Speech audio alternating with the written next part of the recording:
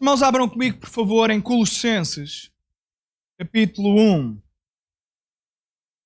Colossenses, capítulo 1. Mas eu gostava ainda, antes de ler Colossenses, de ler um versículo que se encontra na primeira carta aos Coríntios, capítulo 15. Os irmãos olhem para aqui, na primeira carta de Coríntios, está bem? E abram as vossas Bíblias em Colossenses 1:13. Mas ainda assim gostava de ler um texto antes. Deixa-me ver se eu não estrago aqui este tablet, que isto depois sai cá. Vamos lá, Jess. Primeira carta aos Coríntios, capítulo 15. Deixar aqui os meninos irem embora. A minha filha já se estava ali a coçar toda a perguntar quando é que acabava o louvor para ela ir. Ela já estava, pai, eu quero ir para a escola dominical. E eles não sei, coitadinhos, estão a olhar para mim com cara. Olha, primeira carta aos Coríntios, capítulo 15, versículo 12 diz assim: ora, se prega que Cristo ressuscitou dos mortos, como dizem alguns de entre vós, que não há ressurreição dos mortos. Como dizem alguns de entre vós, que não há ressurreição dos mortos. E se não há ressurreição dos mortos, também Cristo não ressuscitou. E se Cristo não ressuscitou, logo é vã a nossa pregação, e também é vã a vossa fé.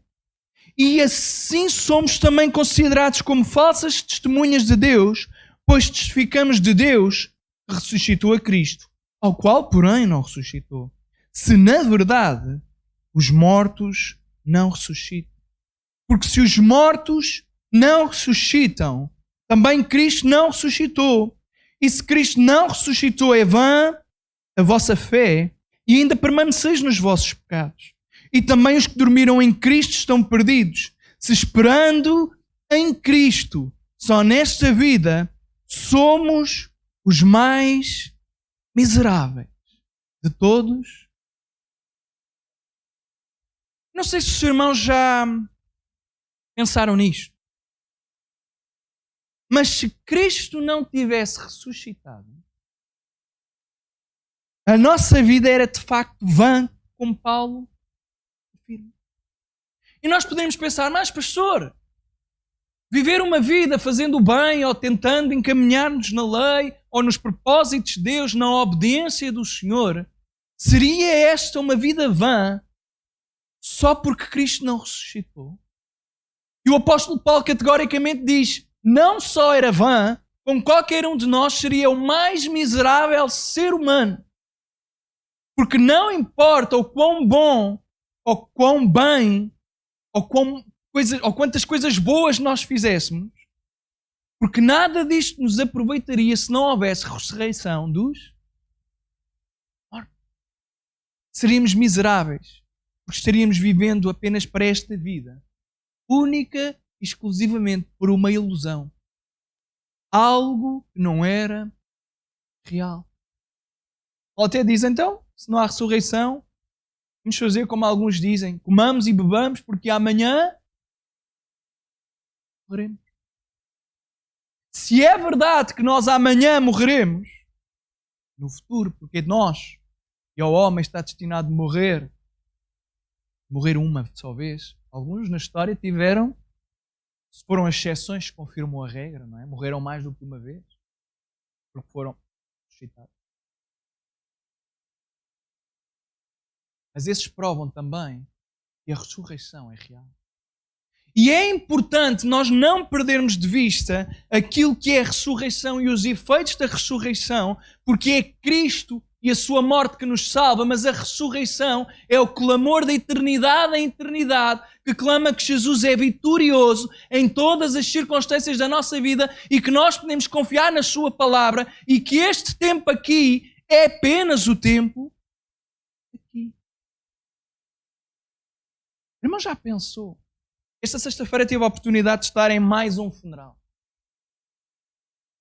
Desta vez os irmãos devem saber, mas alguns se calhar talvez não saibam, mas a maior parte do irmão Samuel Pinheiro, uma referência no nosso movimento, ele morreu. Foi o funeral dele lá na sexta-feira.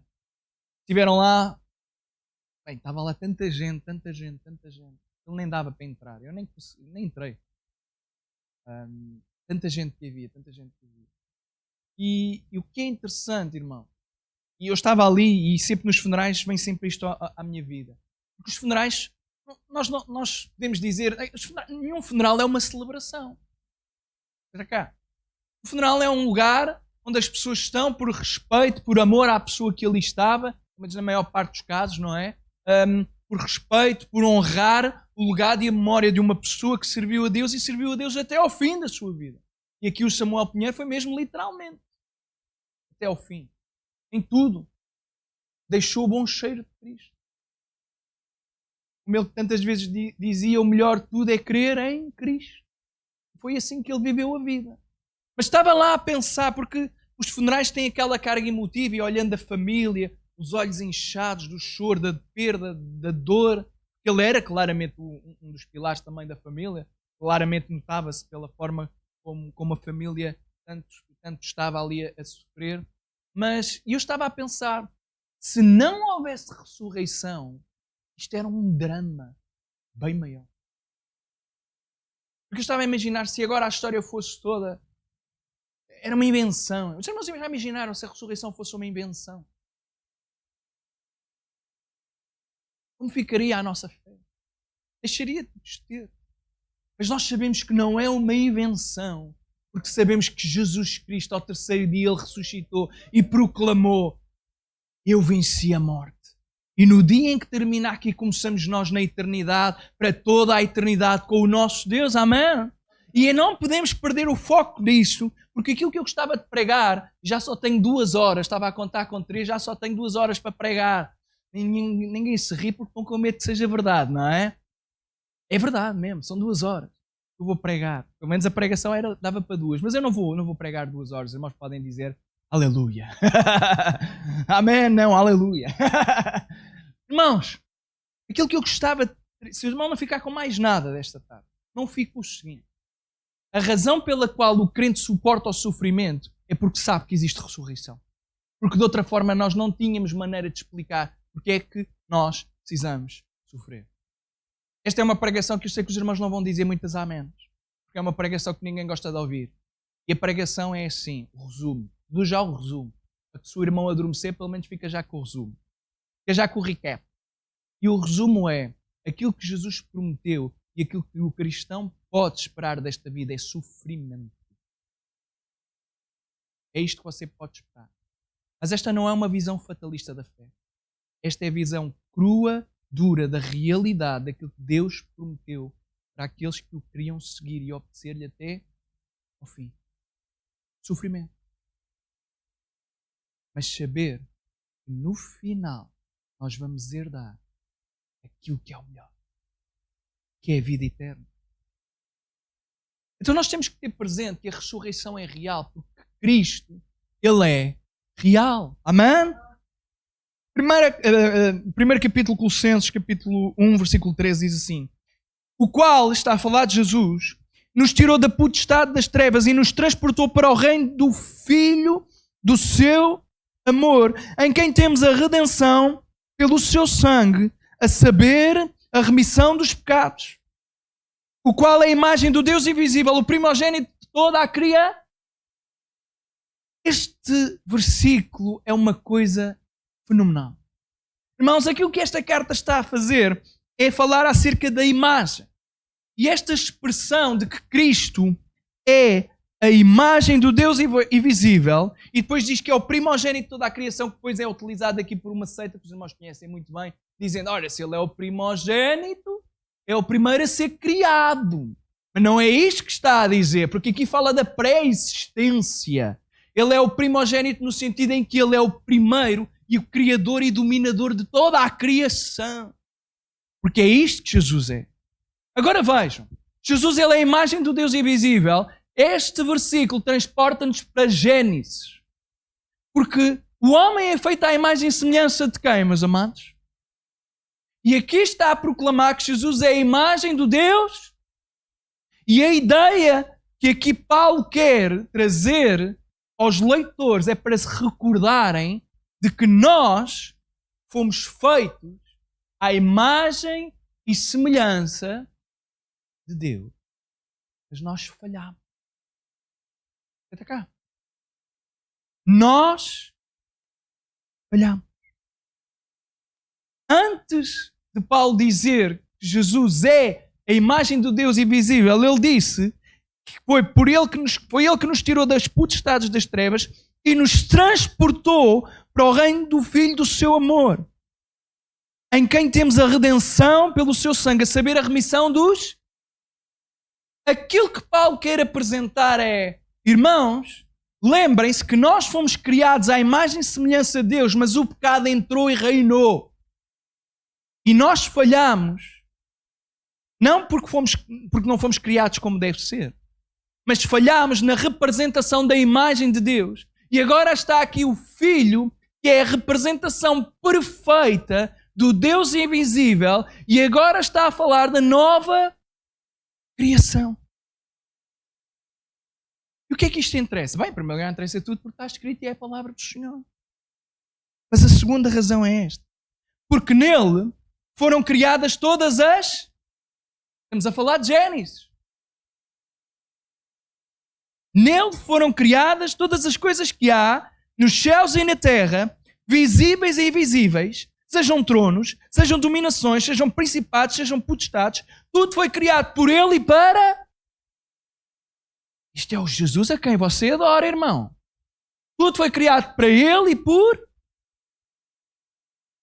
a existência. Está aqui o primogênito da criação, porque tudo foi criado por ele e para... Ele é o primeiro dentre tudo, porque não havia nada antes dele. Entende? Depois é que há a criação.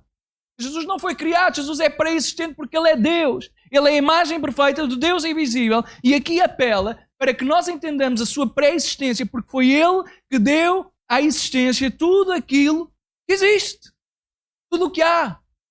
Até tudo aquilo que nós agora ainda andamos a descobrir. Volta e meia lá vêm os cientistas a descobrir alguma coisa que nunca viram. Estão aqui meio a brincar. João, vou brincar contigo, estás aí no computador. O meu filho, assim que o João chegou, disse assim, ó pai, o João tem barba. O João tem barba, tem mais barba, foi isto. O João tem mais barba. E depois o João veio aqui, o meu filho estava deliciado a olhar para a barba do João. O João explicou porquê. O João disse, pois eu estou lá em Chelas, eu tenho que mascarar como eles se mascaram, não é? Tens barba, João. As coisas que eram invisíveis agora são visíveis. Aquilo que nós sabíamos que existia, que agora existe. Irmãos, ainda hoje o ser humano está a descobrir coisas que eram invisíveis até hoje. Dizer-vos o seguinte, o ser humano está a descobrir aquilo que o Senhor já criou desde sempre. Para o Senhor não há surpresa nenhuma. Este é o Jesus Cristo pré-existente que está na primeira criação. Porque quando nós entramos nos tempos da redenção, o que nós temos que entender, meus irmãos, é isto. É que Deus é perfeito naquilo que faz, nós somos feitos à sua imagem e semelhança, mas por causa do pecado nós falhamos. Mas entra a questão da cruz e agora estamos na nova era, que é a era da nova criação que começou. Não somos mais nós que vivemos, porque não é suposto sermos os mesmos homens e mulheres depois de sabermos quem Jesus é e o que a sua cruz faz na nossa vida. Quando você tem acesso não apenas ao conhecimento volitivo e intelectual, mas acima de tudo à experiência real do Espírito Santo trabalhando e operando na nossa vida, nós não somos mais os mesmos, não podemos ser. Porque Jesus redimiu-nos. Jesus, Ele retirou tudo o que era velho e construiu uma coisa nova. Nós hoje vivemos no reino do Filho, do seu amor. E Ele é antes de todas as coisas e todas as coisas subsistem por Ele. E Ele é a cabeça do corpo da igreja. É o princípio e o primogênito dentre os, para quem tudo tenha preeminência. É Ele que tem preeminência e poder sobre todas as coisas. Pelo que é hoje e pelo que há de vir. Pela doença e pela morte. Pela derrota ou até na vitória. O Senhor está em todo o lugar, em todo o tempo. Está consigo em toda e qualquer circunstância. Porque foi do agrado do Pai que toda a plenitude nele habitasse, e que, havendo por ele feito a paz pelo sangue da sua cruz por meio dele, reconciliasse consigo mesmo todas as coisas, tanto as que estão na terra como as que estão nos... A vós também, que noutro tempo eram estranhos e inimigos no entendimento pelas vossas obras más, agora contudo vos reconciliou no corpo da sua carne, pela morte, para perante ele vos apresentar santos, irrepreensíveis e inculpáveis. Este é o sacrifício de Jesus. Mas sabemos que Jesus morreu, mas ao terceiro dia ele ressuscitou pela glória e poder do Espírito Santo. Amém? Nós não duvidemos disto. Porque nós temos sempre que ter presente a ideia da ressurreição. Há um filme muito interessante, que é com um ator conhecido, é o António Bandeiras. É um filme que passou assim um bocadinho despercebido, mas o ator até é bastante conhecido. O filme chama-se O Corpo. Se algum irmão conhece. É um filme bom para os jovens um dia verem. Temos que marcar aí uma sessão de cinema. Tem que ver o filme primeiro para ver se não há lá nada que tenha que censurar primeiro. É para passar para a frente. Tem que ver isso. Uma vez apresentei um filme na igreja, às tantas comecei a suar, porque comecei a ver algumas cenas e eu disse, olha, já fiz disparar. Graças a Deus aquilo depois cortou e eu ainda levei umas críticas na mesma. Mas pronto, isto fica para outra pregação. Lembrei-me, o corpo. E a premissa do filme é a seguinte, irmãos. O ator principal faz de um padre e a determinada altura começa a circular as histórias de que se encontrou um corpo em Jerusalém num túmulo. E o corpo tem escrito algumas iniciais, que eles depois tentam traduzir, mas o corpo tem uma coroa de espinhos no crânio e tem marcas perfuradas. Os irmãos estão a entender onde é que o filme quer ir. A ideia é, aparentemente descobriram o corpo de Jesus. O que significa que Jesus não... E o filme é a história deste padre a tentar investigar se aquele corpo é de facto de Jesus e os efeitos daquela história, o que é que aconteceria se de facto se achasse o corpo de Jesus. E de repente, a determinada altura, eu lembro desta cena que ficou marcada. E vi este filme há décadas atrás, há muitos anos que eu não vejo. A determinada altura há um padre que fica numa dúvida existencial, porque ele diz, não, se não há ressurreição isto não serve de nada. E ele atira-se lá do mosteiro e suicida-se, e aquilo é assim, para ficar mesmo chocado.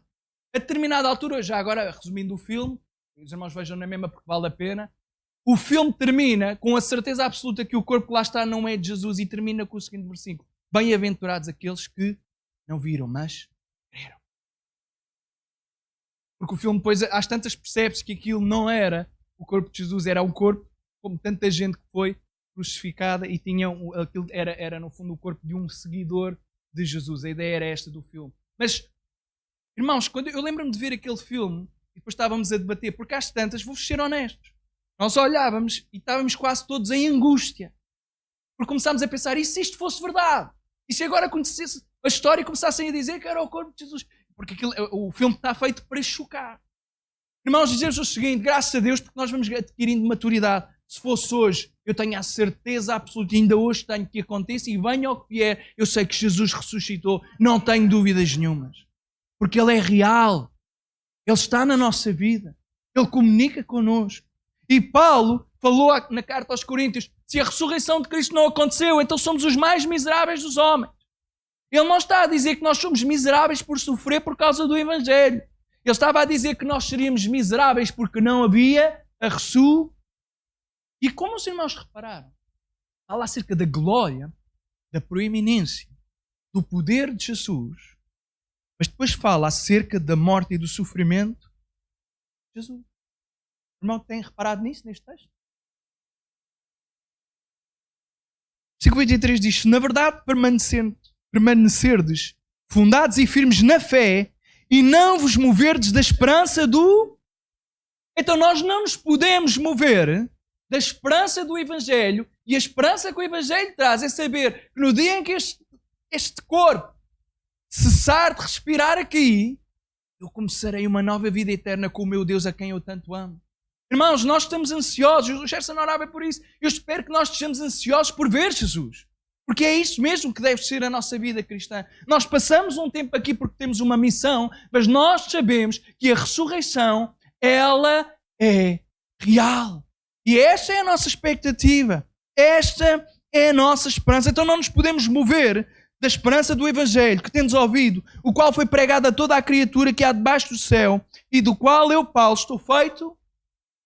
Paulo é ministro deste Evangelho. Irmãos, deixem-me dizer nesta tarde uma coisa muito séria. Todos nós somos ministros do Evangelho.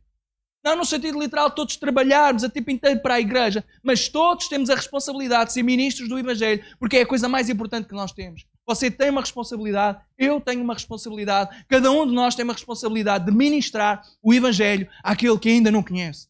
Quer com suas palavras, quer acima de tudo com a sua própria vida e testemunho e exemplo.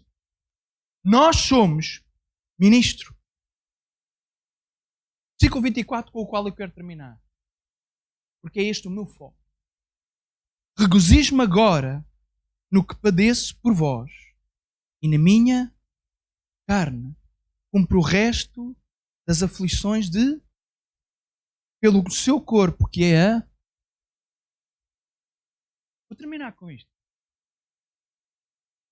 Se o irmão observar bem este versículo, este é um versículo ao qual todos nós vamos ter muitos problemas em dizer amém. Se formos honestos e percebermos e entendermos aquilo que Paulo está a dizer. Paulo está a dizer que se regozija, está feliz, fica extremamente radioso no que agora está a padecer pela igreja. Não sei quantos de nós gostamos de sofrer pela igreja. Mas ainda que se calhar a resposta seja ninguém gosta de sofrer pela igreja, a resposta certa e correta, de acordo com a postura e a palavra do Senhor, é que todos nós nos devíamos regozijar por ter o privilégio de sofrer por causa da igreja. Na minha carne cumpro o resto das aflições de Cristo pelo seu corpo, que é a... O irmão já reparou que no mundo ocidental nós invertemos os paradigmas e os princípios daquilo que era suposto ser igreja. Nós não só não queremos sofrer pela igreja, como ficamos ofendidos por sofrer pela e na igreja. Mas quando eu vejo e olho a vida de Paulo, deixa-me fazer uma pergunta. Vocês já acham que ele foi ou não foi injustiçado pelas próprias igrejas que fundou muitas das vezes? Ele mostra isso nos textos. Ele era acusado nas igrejas que ele fundava de não pregar todo o Evangelho.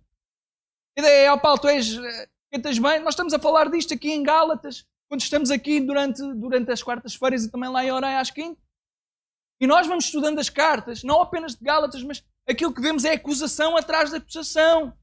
Então, o homem sofre por amor do Evangelho e a igreja que ele funda começa a acusá-lo. Ele não pregar o verdadeiro Evangelho. Mas querem maior sofrimento do que este? Os irmãos já repararam que nós no mundo ocidental, em vez de sofrermos pela igreja, queremos estar confortáveis na igreja. E quando eu digo confortáveis, obviamente que é bom que o irmão se sinta bem na igreja. Não é isso que está em questão. A questão é que nós não queremos sofrer na igreja. E muitas das críticas que ouvimos é: na igreja está tudo cheio de pecadores, ainda é pior que lá fora. Bem, isto tem que ser mentira. Isto tem que ser mentira. Porque lá fora eu garanto-vos que a coisa é bem mais negra. Nós até podemos ser bem injustiçados aqui. Mas aquilo que eu gostava de trazer, irmãos, porque é isto que o Senhor tem trazido ao meu coração, e é algo que eu sei que isto é difícil dizer amém, mas é que aquilo que Jesus sofreu por nós, foi sofrer e padecer quando nós não merecíamos nada dele. E esperar que a igreja seja distinta e não faça a mesma obra, que é a obra do cabeça da igreja, é loucura. Porque se Cristo sofreu por amor a nós, a igreja também tem que sofrer por amor ao próximo, e nós que somos igreja temos que sofrer por amor à igreja. Este é a nossa missão. Esta é a nossa chamada. Nós vamos ficando ofendidos porque somos humanos, ou porque gostávamos das coisas de uma forma, as coisas não alguém fala mais torto, ou alguém, como eu brinco sempre, que não gosto que me pisem os pés, ou nos pisem, nós ficamos ofendidos uns com os outros, e ficamos chateados, e começamos à procura. Não estou a dizer que é aqui, honestamente não estou, nem estou a pensar nada, mas também é para aqui, porque eu sou pastor daqui, não sou pastor dos outros lados. Nós ficamos ofendidos com o que nos faz, ou porque não gostamos, ou porque queríamos que fosse de outra forma. Irmãos, eu estou a pregar isto, não é para agora dizer, irmão, agora tem que ser um masoquista e aconteça o que acontecer, você tem que engolir. Não é nada disso. O que eu estou a dizer é que Paulo está a dizer que ele padeceu por amor à igreja. Nós deixamos muitas das vezes de entender a importância e o valor que a igreja tem, porque esquecemos que a igreja é de facto, literalmente, o corpo de Cristo. Você ama a Cristo? Quantos amam a Cristo? Não dá para amar a Cristo sem amar a igreja. Não dá. Não dá. Este é o grande drama das pessoas que agora têm aí as igrejas líquidas, ou nem sei como é que aquilo é. É a igreja do estilo, eu não vou. É a igreja do não vou. Não vou à igreja porque não preciso. Faça o culto em casa. Esqueça. Faça o culto em casa, mas venha à igreja. Seja igreja. Na sua casa, mas também no seu trabalho, na sua faculdade, na tua escola, onde quer que esteja. Seja igreja e aprenda que ser igreja e ser parte da igreja é padecer na nossa carne, cumprindo as aflições de Cristo. Paulo tinha falado daquilo que Jesus suportou. Obviamente que Jesus e o seu sacrifício é suficiente. Temos visto isto também. Vimos em Romanos, vimos em Gálatas, vimos em tudo que é o Evangelho. Jesus é suficiente. Aqui Paulo não está a dizer que nós precisamos de sofrer para cumprir alguma coisa que Cristo já tenha feito. Não, a ideia é exatamente pensarmos no seguinte: se Cristo sofreu e tu no início foste feito à imagem e semelhança de quem? De Deus. E Ele é a imagem do Deus invisível. E Ele, sendo a imagem do Deus invisível, estando na nova criação, Ele redimiu-nos dos pecados, mas ainda assim sofreu por amor a nós. Tu esperas não sofrer por amor ao seu corpo agora? Nós durante muitos anos andamos a ser ensinados mal porque andam a dizer que o cristianismo é fácil e nunca foi suposto dizermos e pregarmos isto. Porque, irmãos, o verdadeiro cristianismo é muito duro e é muito difícil porque é renúncia total do meu eu. Renúncia total do meu eu. Estar disponível para sofrer pela igreja. Quando te fazem injustiças, em vez de desistir, estás cá no próximo domingo outra vez a fazer exatamente o mesmo serviço. Ah, mas pastor, foi você que me injustiçou. Peço perdão. Mas não desista por causa das minhas injustiças. Você está a sofrer as injustiças, eu espero que não seja por amor a mim. Você sofre as injustiças por amor a Cristo e por amor à sua igreja. Por amor à sua igreja.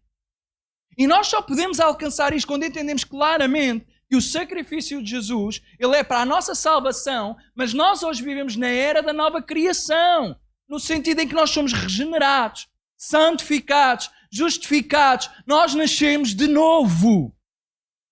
E nascer de novo implica uma morte, que é morrermos para o velho eu, para vivermos uma nova vida. Mas pastor, a vida nova não é no céu. É, irmão. Mas este é o drama e a beleza do cristão. É que você ainda não morreu e tem que viver neste mundo pecaminoso, mas com as leis e a ordem do céu. E isto causa dor. Como tantos pastores dizem, não procure a igreja perfeita, porque se você achar a igreja perfeita, pelo menos você não pode ir para lá. Porque quando for, estragou. Você é pecador e eu também. Não vale a pena procurarmos a igreja perfeita. Os irmãos entendem o que eu estou a dizer? A igreja perfeita é aquela onde o Senhor o quer, onde o Senhor o tem colocado. Ah, pastor, se você soubesse o que eu já sofri aqui, não sei. Quer dizer, não sei nem quer saber, mas quero. Quero e não quero.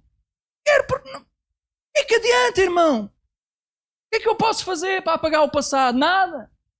Sabe quem é que apaga o passado? É quando nós entendemos que com Jesus tudo o que foi velho passou e tudo se fez novo. Amém? Então, irmãos, O passado ficou no passado, o presente é o presente, o futuro é o futuro. Uma coisa é certa, o Senhor é o Deus do passado, do presente e do futuro. E a igreja, ela vai avançar, a igreja, ela vai crescer, porque ela é de Jesus Cristo.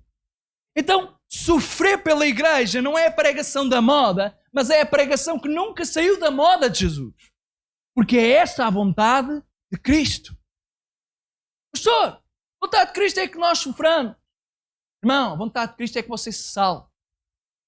Mas aquilo que eu vejo é que os grandes homens do Senhor e as grandes mulheres do Senhor sempre sofreram por amor à obra. Dizer-lhe o seguinte: à minha vida, eu não posso esperar ter grandes resultados e grandes frutos no meu ministério se eu não estiver disponível para sofrer por causa da obra de Cristo. Não há ninguém que tenha grandes resultados que não sofra por amor à obra de Cristo. Irmãos, também dizer-vos o seguinte: isto não é exclusivo daqueles que servem a tempo inteiro. Porque o crente, numa certa valência, serve a Deus também a tempo inteiro. Nós, que somos pastores, digo isto com toda a honestidade, temos um privilégio, que é mesmo um privilégio, que é o facto de podermos ser sustentados pela igreja e mergulharmos nas Escrituras e estudarmos afincadamente. Pelo menos isto era o que devia acontecer com os pastores. Estudar e deixar que esta palavra mude a nossa vida para que nós possamos fazer aquilo que é impossível a qualquer homem, que é liderar a igreja. Porque é impossível a um homem liderar a igreja. Irmão, entende isto? Apenas Jesus pode liderar aquilo que é o seu corpo. Mas nós precisamos estar disponíveis para sofrer. E estar disponível para sofrer é sofrer a injustiça. Você fazer com amor à obra, fazer com amor a Jesus. E em vez de receber a palmadinha nas costas, recebe a facada nas costas. E se Jesus tivesse desistido? E se Paulo tivesse desistido? E se os apóstolos tivessem desistido? Mas nenhum deles desistiu por amor a Jesus e à sua igreja. O meu desafio é que nenhum de nós desista e que estejamos prontos a sofrer por amor ao corpo de Cristo. Amém?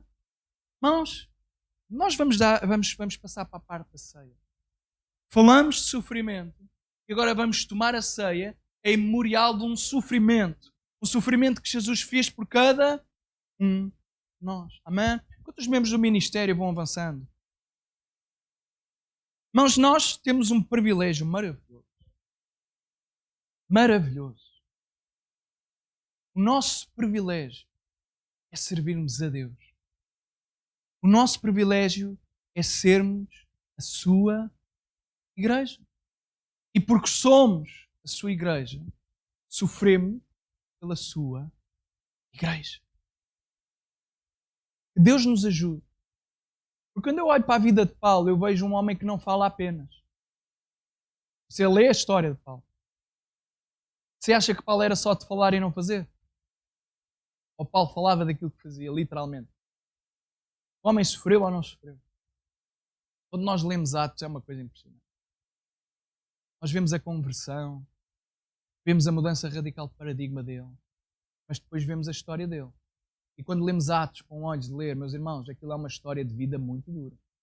É chicotada, literalmente atrás, chicotada. Aí. Chicotada, atrás, chicotada. Prisão, atrás, prisão.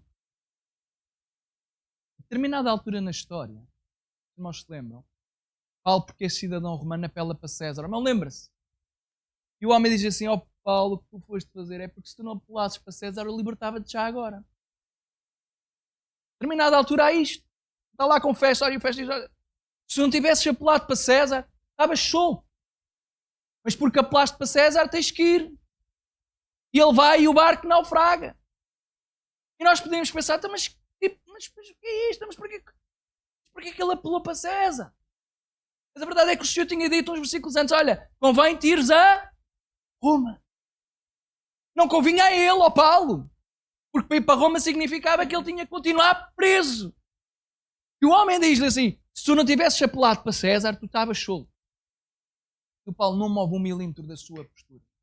Não move 1 milímetro do seu ministério. Porque ele sabe aquilo que o Senhor tem para ele. É depois que há aquele naufrágio. E depois há aquela história da cobrazita. E vem lá a cobra. Os irmãos lembram-se? Ele sacode a cobra para o fogo. Eles dizem, olha, este homem deve ter feito uma coisa terrível. Então safa-se do naufrágio. Assim que chega cá, vai buscar a lenha, toma lá uma cobra. E ainda por cima é pior. E ficaram à espera que o homem inchasse e morresse. E o Paulo ainda tranquilo. Não, estão à espera lá uma coisa, passar uma coisa, está tudo a olhar para mim, o que é que foi? O que é que foi? Não foi nada. Foi toda a gente convertida. Por causa não de Paulo, mas por causa de um Deus perfeito que usou a Paulo. Mas quem é que levou com a mordida da víbora? Quem é que levou com a dor da víbora? Você está entendendo onde eu quero chegar? Quem é que foi para Roma preso? E quem é que acabou por ser executado? Paulo. Ele estava disponível para sofrer por amor à igreja. O ministério vai avançando.